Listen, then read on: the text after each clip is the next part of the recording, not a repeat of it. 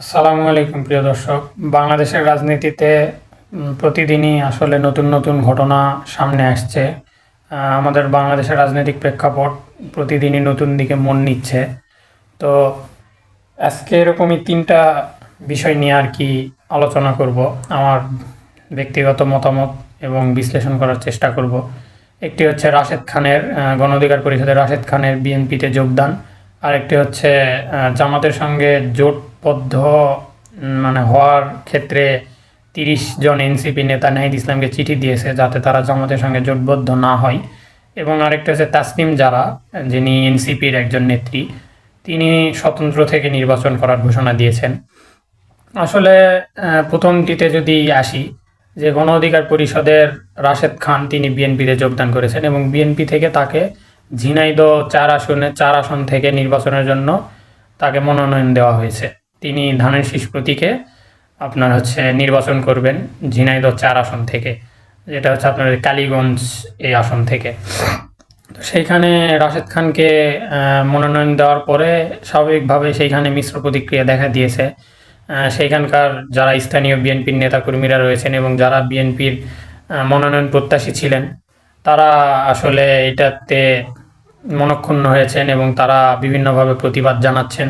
তারা মশাল মিছিলের আয়োজন করেছিলেন, পরবর্তীতে যদিও মশাল মিছিল করেন নাই, বাট যতদূর নিউজে দেখেছি আজকেও তারা তাদের ঝিনাইদহ যেই সদরের যে বিএনপির কার্যালয় সেইখানে তারা এটার বিরুদ্ধে প্রতিবাদ জানিয়েছেন যাতে রাশেদ খানকে মনোনয়ন না দেওয়া হয়, তাদেরকে যাতে রাশেদ খানকে যাতে মনোনীত প্রার্থী না করা হয় বিএনপির। তো আসলে আবার বিশ্লেষকরা অনেকে বলছেন যে এটা বিএনপির একটি কৌশল হতে পারে, যে ভোটের আগে সাংগঠনিকভাবে বিএনপিকে শক্তিশালী করার জন্য এটা একটি কৌশল হতে পারে। তবে আমার ব্যক্তিগত মতামত যেটা, যে এটাতে আসলে সম্ভবত আমার যেটা মনে হয় বিএনপি ক্ষতিগ্রস্ত হওয়ার একটা আশঙ্কা রয়েছে। কারণ যেহেতু আওয়ামী লীগের এই ১৫-১৭ বৎসর বিএনপির যে দেখেন মাঠ পর্যায়ের নেতাকর্মী যারা ছিল তারা আসলে অনেক নির্যাতিত হয়েছে, এটা বাস্তব, এটা মানতে হবে যে তারা আসলে অনেক জেল জুলুমের শিকার হয়েছে।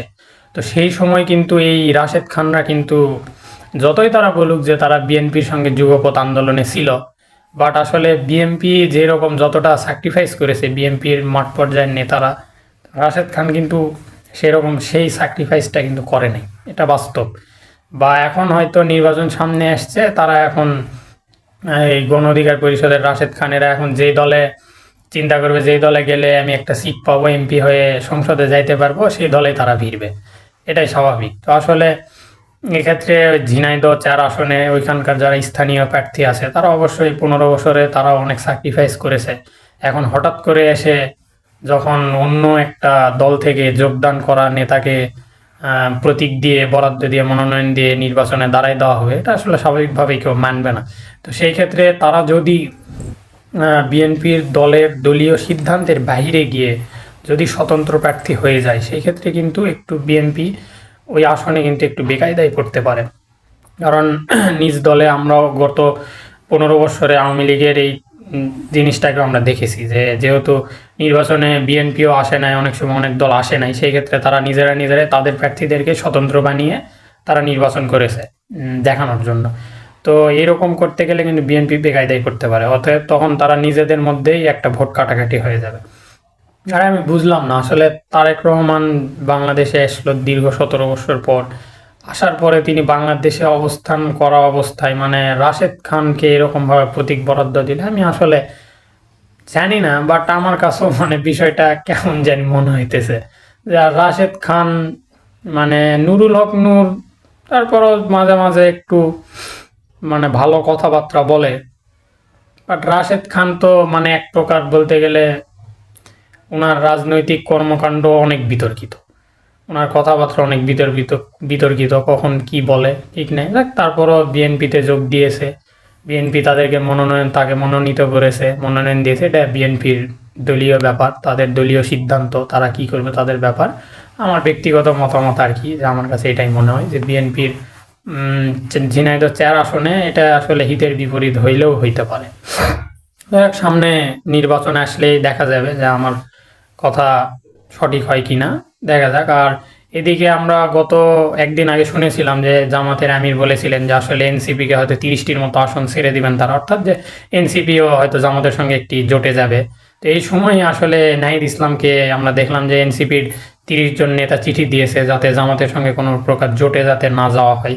আসলে এটাও আমার যেটা মনে হয় যে জামাত আসলে বাংলাদেশের অনেক মানুষ, এটা বাস্তব যে 1971 সালে আমাদের মহান মুক্তিযুদ্ধ নিয়ে আসলে জামাতের বিষয়ে একটি এখনো অমীমাংসিত বিষয় রয়েছে, যার কারণে আর কি এনসিপির যে নেতারা চিঠি দিয়েছে তারা হয়তো এরকম একটা চিন্তা ভাবনা করে চিঠি দিয়েছে যে যদি তারা জামাতের সঙ্গে জোটে চলে যায় হয়তো একাংশের মানে আমাদের দেশের হয়তো এক অংশের মানে একটি জনগোষ্ঠী হয়তো এরকম ভাবতে পারে যে তার মানে এরাও হইতেছে জামাত যেই মেন্টালিটির, তো জামাতের মানে রাজনৈতিক যে মতাদর্শ যে ধরন হয়তো এনসিপিও সেই মতাদর্শেরই, তো যার কারণে কিন্তু এটা ক্ষতিগ্রস্ত হতে পারে। তো এই চিন্তা করে হয়তো বা তারা চিঠিটি দিয়েছেন, আমার ব্যক্তিগত যেটা মনে হয়। আর আরেকটি বিষয় হচ্ছে তাসনিম জারা, তিনি হচ্ছে এনসিপির নেত্রী। তিনি হঠাৎ করে স্বতন্ত্র থেকে নির্বাচনের মানে ঘোষণা দিয়েছেন। আসলে এটা আদৌ নির্বাচনের আগ পর্যন্ত যে কি তিনি এই সিদ্ধান্ত অনড় থাকবেন কি না এটা আমি আসলে শিওর না। কারণ এতদিন মানে ওই প্রতীক যখন পাইলো যে শাপলাকলি হইতেছে এনসিপির প্রতীক, তারপরও কত জায়গায় মিছিল মিটিং জেলায় জেলায় গিয়ে মিছিল করলো, সেইখানেও তাসনিম যারা নিজে ছিলেন, যে বিভিন্ন শাপলাকলি নিয়ে বিভিন্ন স্লোগান দেওয়া হইলো। তারপরে এখন এসে হঠাৎ করে তিনি মানে এই এতদিন এনসিপির সঙ্গে থেকে এনসিপির সঙ্গে চলাফেরা করে মানে এনসিপির দলের মানে ছায়ায় থেকে হঠাৎ করে এখন বলতেছে স্বতন্ত্র থেকে নির্বাচন করবে। হয়তো মানে নিজের মতাদর্শ বা ভোটের জন্য যে নিজের দল থেকে বাহিরে এসে মানে বাহির হয়ে এসে ভোট করলে মানুষ হয়তো ভিন্ন রকম চিন্তা করতে পারে যে উনি হয়তো মানুষের জন্য সত্যি কাজ করতে চান, এরকম একটা বোঝানোর জন্য হয়তো এটা হইতে পারে। এটাও আমার ব্যক্তিগত মতামত। তবে এখন বাংলাদেশের রাজনৈতিক মোড় কোন দিকে যাবে দেখার বিষয়। আসলে প্রতিদিনই আমাদের বাংলাদেশের রাজনীতিতে নতুন নতুন মানে একটি করে মোড় নিতেছে, আসলে বোঝা মুশকিল। তবে দেখা যাক আগামীতে কোন দিকে যায়। আর আমার ব্যক্তিগত যে মতামত বা আমার যে বিশ্লেষণ তার সঙ্গে কতটা মিলে যায়। তো প্রিয় দর্শক, আমি যেটা বলছি বা আমি যেই বিশ্লেষণ করছি এটাই যে সঠিক হবে তা না, অবশ্যই আপনাদেরও ভিন্ন মত থাকতে পারে। তো অবশ্যই আপনারা আপনাদের মতামত আমার কমেন্ট বক্সে জানাবেন এবং লাইক এবং শেয়ার করবেন যাতে আরও দর্শকরা আমার ভিডিওটি দেখতে পায় এবং নিয়মিত আমার এরকম ভিডিও পেতে আমার চ্যানেলটি সাবস্ক্রাইব করে রাখবেন। ধন্যবাদ সবাইকে। আসসালাম।